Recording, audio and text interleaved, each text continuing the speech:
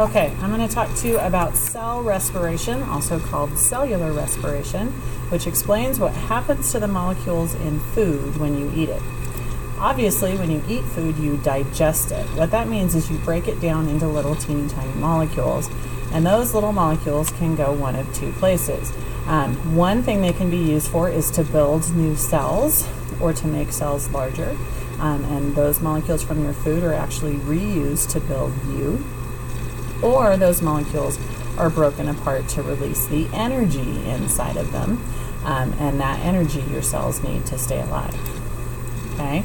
If you look at any food, you're going to see some molecules in it. If you look at the nutrition labels in the United States, we're required to put how much of the different kind of molecules are in there. So any nutrition label will tell you how much fat, how much carb, and how much protein is in each food. These are 3 different types of very large molecules, and they all work about the same way, but we're going to focus today on carbohydrates. Carbohydrates are long chains of glucose molecules that, like a starch is a really long chain of glucose molecules that are connected together into one big supermolecule called a polymer. So those big long molecules in starches are in things like potatoes and crackers and breads and grains, things that you typically think of as carbs. Carb is short for carbohydrates. Okay? When you eat a carbohydrate, your body creates chemicals that breaks these glucoses apart so that they can be absorbed into the bloodstream. You can't absorb great big starches into your bloodstream, but if you break it into little tiny glucose molecules, that glucose molecule can be absorbed into your bloodstream.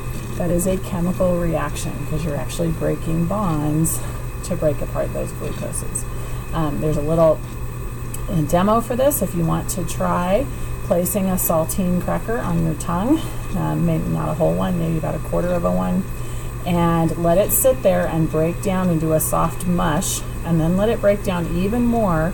You don't really need to chew it, just let your saliva work on it. And if you wait long enough, it should start to taste sweet. It won't taste great at first, but eventually it should start to taste sweet. As the glucose molecules break off of the starch, as your saliva works, more and more and more glucose molecules will break off, and eventually it will start to taste sweet. Okay? These sweet glucose molecules, also called blood sugar, get absorbed into your blood so they can be delivered to all the cells of your body. Okay? Once they get to your cells take in that glucose, and then they combine with oxygen, which is also delivered by your blood, right? Your lungs take in oxygen, they give it to the blood, and the blood delivers oxygen to all the cells. If you don't have both of these things, then the cells are going to die. Okay? This is the chemical reaction we modeled last week. We have a glucose with a bunch of chemical energy stored in it and 6 oxygen molecules. And as you guys found, that turned into carbon dioxide, water, and leftover energy. So this is how we get energy from our food. The energy was trapped in our food, in the glucose molecule or food molecule. And when we combined it or mixed it with oxygen, the atoms unbond and rearrange to form these low energy molecules, carbon dioxide and water, and then release a bunch of energy that our cells can use to stay alive and do what they need to do. Carbon dioxide gets picked up by the blood, carried back to our lungs so that we can breathe it out. Water, depending on if our cells need it, they might keep it. If they don't need it, then they'll pass it back to the blood where it can go wherever it's needed in the body or even be released. Okay? So glucose and oxygen are the things that we start with. We call these reactants because they are going to react. And carbon dioxide, water, and energy are the things that are produced, so we call them products. And this whole chemical change is called cellular respiration, or cell respiration for short. Okay? Here's a model of that happening. So here we have our glucose molecule. It has chemical energy inside of it, and that's marked in those little yellow bonds. And then we've got the oxygen that we breathed in. Remember, the glucose came from our food, the oxygen came from the air. And when those get to the cells in the mitochondria, The mitochondria can break them down, turn them into carbon dioxide, water, and energy. If you watch closely, watch where the carbon is before.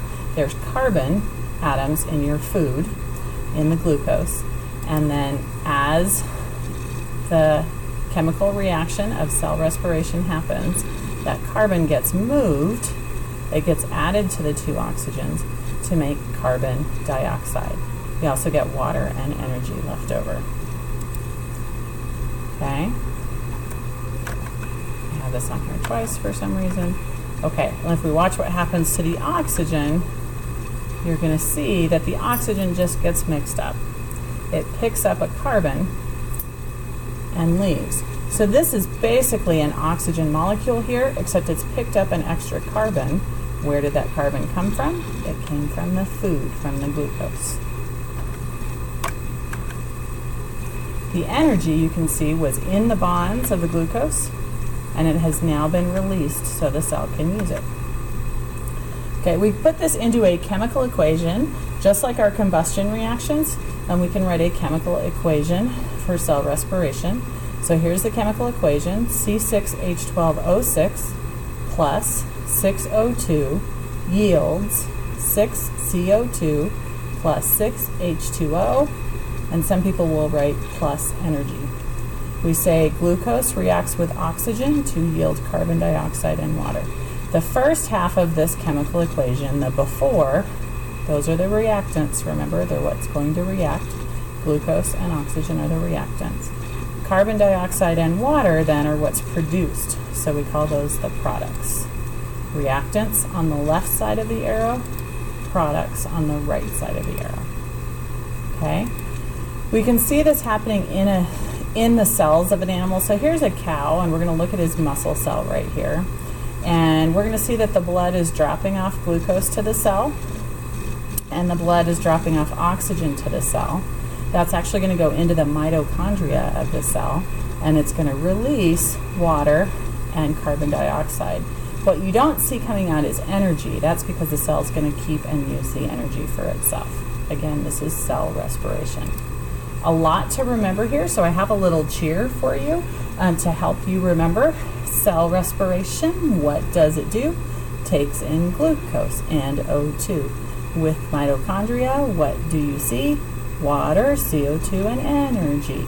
So, cute little cheer. If you memorize this, this can help you on the test, but it can also help you as we go into our next unit too.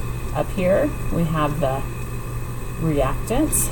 The first half of the cheer is the reactants. That's what's going into cell respiration, glucose and oxygen.